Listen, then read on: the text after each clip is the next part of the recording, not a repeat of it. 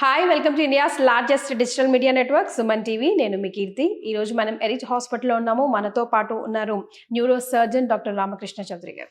నమస్తే సార్. నమస్తే సార్, ఈరోజు మనం ఈ వీడియోలో పిట్యూటరీ ట్యూమర్స్ అంటే ఏంటో తెలుసుకుందాం సార్. నాట్ ఎవ్రీవన్, అంటే మేబీ ఆ వ్యాధి ఉన్న వాళ్ళకి ఐడియా ఉందేమో, కానీ వాట్ ఈస్ ఇట్ ఎగ్జాక్ట్లీ చాలా మందికి తెలియకపోవచ్చు. So first of all, what is it and who is affected by it?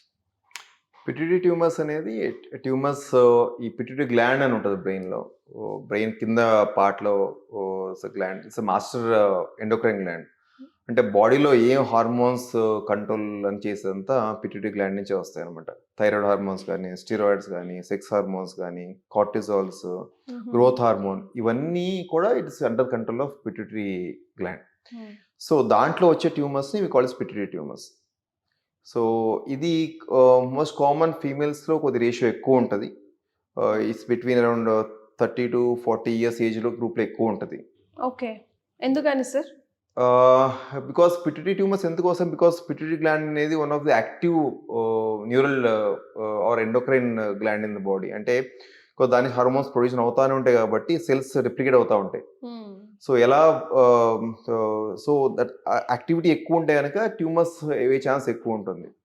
So this the third most commonest tumour in the brain, apart from gliomas తర్వాత or meningioma తర్వాత third most commonest tumour is in the brain is pituitary tumour. Tumour అంటే గడ్డ అనే కదా sir అర్థం? అవును, tumour అంటే గెడ్డ అనేది. But pituitary tumours most of them are good tumours, అంటే మంచి ట్యూమర్లే, బెనైన్ ట్యూమర్స్, అగ్రెసివ్గా ఉండవు. రియర్లీ లెస్ దాన్ 1% అనేది అగ్రెసివ్గా ఉంటాయి. So most of them they're good tumours. So ఎలాంటి సిమ్టమ్స్ చూపిస్తుంది సార్ మనకి body? So symptoms initially because of the tumour, pituitary gland అనేది ఈస్ ఓన్లీ మిల్లీమీటర్ సైజ్లో ఉంటుంది, చాలా చిన్న గ్రంథి అది. దాంట్లో ట్యూమర్స్ వచ్చినప్పుడు సైజ్ పెరుగుతూ ఉంటుంది. So probably if at all size is less than 10 mm ఉంటే మైక్రోడినోమా అంటారు, ఆర్ మోర్ దెన్ 1 centimeter ఉంటే మ్యాక్రోడినోమా అంటారు. సో కొన్ని tumours, pituitary glands and tumours అంటే most of them non functional, అంటే హార్మోన్స్ ప్రొడ్యూస్ చేయవి. సో వాటిలో ఏంటంటే సైజ్ పెరుగుతూ సరౌండింగ్ బ్రెయిన్ స్ట్రక్చర్స్ ఏ ఉంటాయో దానిపై ఒత్తిడి పడినప్పుడు ఆ సిమ్టమ్స్ వస్తాయి. ఫర్ ఎగ్జాంపుల్ పిట్యూటరీ గ్లాండ్ పైనే హ్యావ్ ది ఐ నర్వ్స్ ఉంటాయి, విజువల్ నర్వ్స్. సో దానిపైన ఒత్తిడి పడితే విజువల్ సిమ్టమ్స్ వస్తాయి. అంటే పక్కన రెండు పక్కల చూపు తగ్గుతాం కానీ, మసక ఎక్కువ అవుతాం కానీ, ఆర్ ఇంకోటి బికాస్ ఈ గ్లాండ్ పెరుగుతూ సరౌండింగ్ బ్రెయిన్ పై ఒత్తిడి వస్తే కనుక హెడేక్ వస్తుంది. So this is the most common symptoms. Apart from this, ఒక్కోసారి పిట్యూటరీ ట్యూమర్ పెరుగుతున్నప్పుడు లోపల బ్లడ్ సప్లై తక్కువ, బ్లీడింగ్ అయ్యే ఛాన్స్ ఉంటుంది ఇంటర్నల్ ట్యూమర్లో. అప్పుడు సడన్ గా బాడీలో హార్మోన్స్ తగ్గిపోయి పేషెంట్ సడన్ షాక్ లోకి వెళ్తాం కానీ, కోమాలోకి వెళ్తాం అవుతుంది. బికాస్ స్టిరాయిడ్స్ లేకపోతే బాడీలో షాక్ లోకి వెళ్ళిపోతారు. అపార్ట్ ఫ్రమ్ దీస్ కొన్ని, ఇప్పుడు for example thyroid hormone production ఎక్కువ ఉంటే కనుక, ఆర్ కార్టిజాల్ స్టీరాయిడ్ హార్మోన్ ఎక్కువ ఉంటే కనుక వాటికి సంబంధించిన సిమ్టమ్స్ ఉంటాయి. ఫర్ ఎగ్జాంపుల్ థైరాయిడ్ హార్మోన్స్ ఎక్కువ ఉంటే కనుక వేడిగా ఉంటాం, బాడీ వెయిట్ లాస్ అవుతాయి, ఇవన్నీ ఉంటాయి. హార్మోన్స్ తక్కువ అవుతాయి కనుక ఆబ్వియస్లీ ఫ్యాట్ గా ఉంటాం కానీ, హోర్సెన్స్ రావటం కానీ. అలాగే స్టీరాయిడ్స్ హార్మోన్స్ ఎక్కువ ప్రొడక్షన్ అవుతాయి కనుక లావు అవుతాము, ఈ హంప్ బ్యాక్ రావటము ఫీమేల్స్ చాలా కామన్ గా ఉంటాయి ఇవి. అలా గ్రోత్ హార్మోన్ చిన్న పిల్లల్లో గ్రోత్ హార్మోన్ ఎక్కువ ప్రొడక్షన్ ఉంటాయి కనుక probably the go up to 7 feet 8 feet, Giants అంటారు, గైగాంటిజం అంటారు.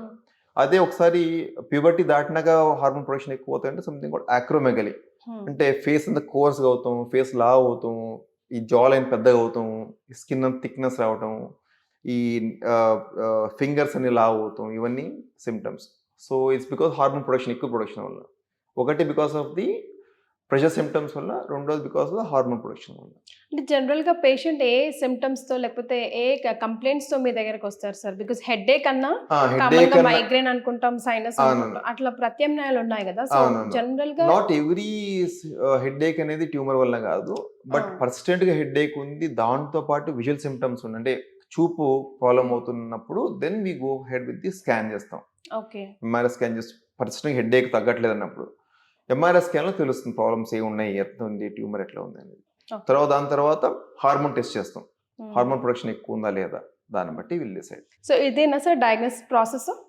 యూజువలీ ఫస్ట్ ఎంఆర్ఐ చేస్తాము, తర్వాత సిమ్టమ్స్ బట్టి, ఇప్పుడు ఆబ్వియస్లీ జైంట్స్ అంటే గ్రోత్ హార్మోన్ ఎక్కువ ఉందంటే తెలుసుకుంటానికి హార్మోన్ టెస్ట్ చేస్తాం, అసే ఉంటుంది, ప్రొలాక్టిన్ కానీ, గ్రోత్ హార్మోన్, స్టెరాయిడ్ హార్మోన్స్, ఇవన్నీ. సో దాన్ని బట్టి ఫర్దర్ మేనేజ్మెంట్ ఎట్లా ఉంటుందని ఆలోచిస్తాం. సో నిర్ధారణ అయ్యాక సో ప్రాసెస్ ట్రీట్మెంట్కి ఎలా ఉంటుంది సార్? మెడికేటెడ్ ద్వారానా, సర్జరీస్ ద్వారానా ఎలా ఉంటుంది? So most of the tumours less than 10 mm ఉన్నాయండి. సిమ్టమ్స్ ఏమీ లేవు ఆర్ అసలు హార్మోన్ ప్రొడక్షన్ ఎక్కువ లేదు కానీ దాన్ని వాళ్ళు ఫాలో అప్ చేస్తాం 6 monthsకి 1 yearకి 1.5 years స్కాన్ చేసి చూస్తాం. పెరగట్లేదంటే nothing to do. Okay. If at all most of the patient ఇండియాలో వచ్చేవాళ్ళు అంటే సిమ్టమ్స్ ఉంటాయి ఏదో ఒకటి.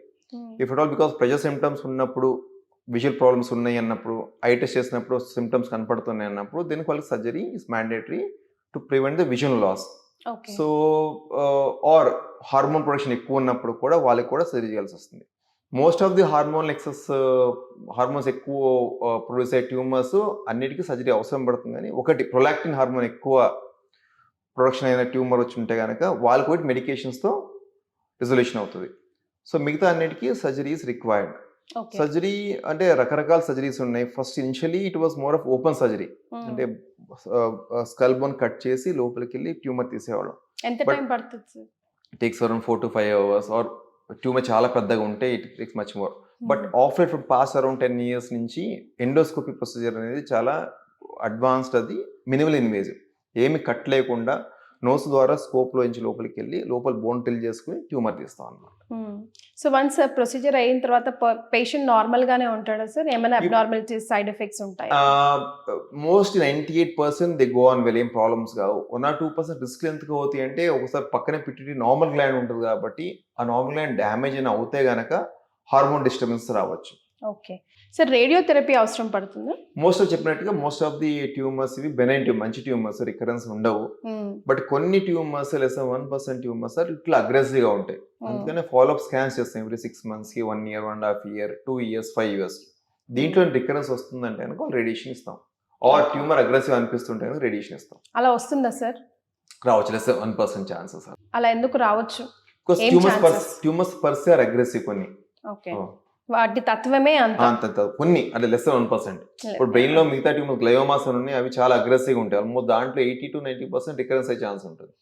But pituitary glands less 1 to 2% recurrence అవుతుంది. ఓకే. సో ఆ పేషెంట్ ఎలాంటి ఫాలోఅప్స్ చేసుకుంటూ ఉండాలి సార్? కరెంట్ డాక్టర్ తో టచ్ లో ఉంటూ ఉండాలా? అండ్ పర్సనల్ గా కూడా ఎలాంటి ఫాలోఅప్ చేసుకుంటూ ఉండాలి? మెయిన్ థింగ్ ఏంటంటే రెగ్యులర్ గా ఎవ్రీ 6 monthsకి స్కాన్ చేసిన till 5 years, 6 months, 1 year, 2 years and 5 years. So దీంట్లో రికరెన్స్ లేదు 5 years కంటే మళ్ళీ వచ్చే ఛాన్స్ ఉండదు. ఇంకోటి హార్మోన్ డిస్టర్బెన్స్ కోసం యూజువలీ ఫస్ట్ 6 months నుంచి 1 year వరకు ఫాలోఅప్ హార్మోన్ టెస్ట్ చేస్తాం. ప్రాబ్లమ్స్ ఏం లేకపోతే కనుక nothing to worry about the hormone symptoms. Okay. So ఈ ట్రీట్మెంట్ లో ఉన్నప్పుడు ఎలాంటి ప్రాబ్లమ్స్ వస్తాయి సార్ ఇన్ జనరల్ గా పేషెంట్ కి? ట్రీట్మెంట్లో అంటే సర్జరీ కరెక్ట్ గా అయిపోయింది, ప్రాబ్లమ్స్ లేవు, దట్స్ వాట్ 90% ఏం ప్రాబ్లమ్స్ కావు. ఈ ప్రాబ్లమ్స్ లేకుండా ఉంటే ఫ్యూచర్ లో ఏం ప్రాబ్లమ్ వచ్చే ఛాన్స్ ఎక్కువ ఉండదు. ఓకే. అన్లెస్ హార్మోన్ డిస్టర్బెన్స్ అవుతూ ఉంటే కనుక ప్రాబ్లీ థైరాయిడ్ హార్మోన్ తగ్గిందంటే వాళ్ళకి థైరాయిడ్ సప్లిమెంట్ తీసుకోవాల్సి వస్తుంది. స్టిరాయిడ్ హార్మోన్ తగ్గిందంటే స్టిరాయిడ్ సప్లిమెంట్ తీసుకోవాల్సి వస్తుంది. That's very rare. Right sir. Thank you so much. Thank you.